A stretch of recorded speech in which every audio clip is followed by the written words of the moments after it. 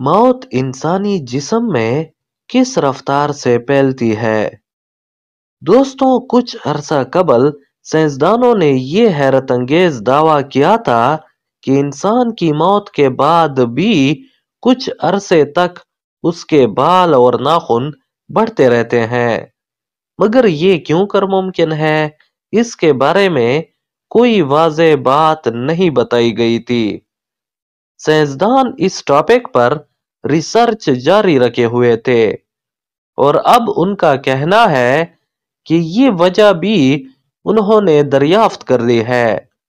America की Stanford university से ताल्लुक रखने वाले रिसर्चर्स का कहना है कि ये बात दुरुस्त है कि मौत के कुछ अरसे बाद तक बाल और नाखून बढ़ते रहते हैं और इसकी वजह यह है कि मौत जिस्म के तमाम खलियात या सेल्स तक बैक वक्त नहीं पहुंचती, बल्कि धीरे धीरे हमारे जिस्म में सफर करती है।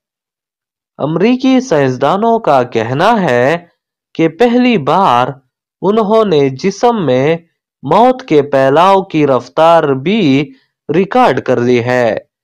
तहकीककारों का कहना है कि पहली बार वो ये देखने में भी कामयाब हुए हैं कि किस तरह मौत हमारे जिस्म में धीरे धीरे सफर करती है।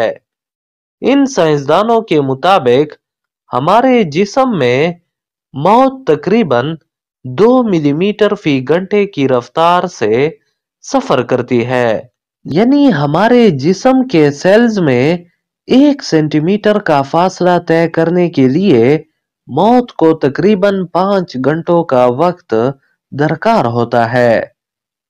तहकीकाती जरीदे साइंस में शाया होने वाली इस हैरानकुन तहकीक में बताया गया है कि एक इंतहाई पेचीदा कंप्यूटेशनल मॉडल के जरिए इंसानी जिस्म में मौत के सफर की रफ्तार को रिकॉर्ड किया गया।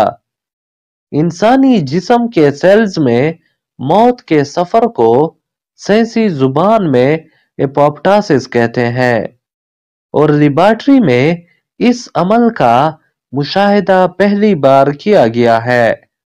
दोस्तों, ये थे मौत के रफ्तार के बारे में कुछ नए तहकीकाती हकायक।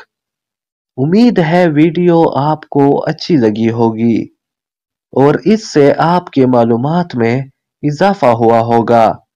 अगर आपको ये वीडियो अच्छी लगी तो इसको लाइक कीजिए। मजीद इंफॉर्मेटिव वीडियोस के लिए हमारे इस चैनल को सब्सक्राइब कीजिए। शुक्रिया।